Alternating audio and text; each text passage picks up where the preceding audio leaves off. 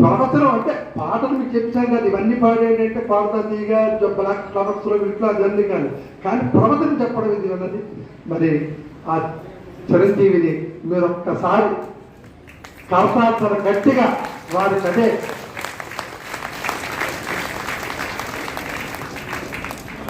మరి వారికి మొదటగా మా అయ్యవారం గారిని ఆ చిరంజీవిని వారి యొక్క పరిపూర్ణమైనటువంటి మంగళాశాసనములు శాసనాలను చేసి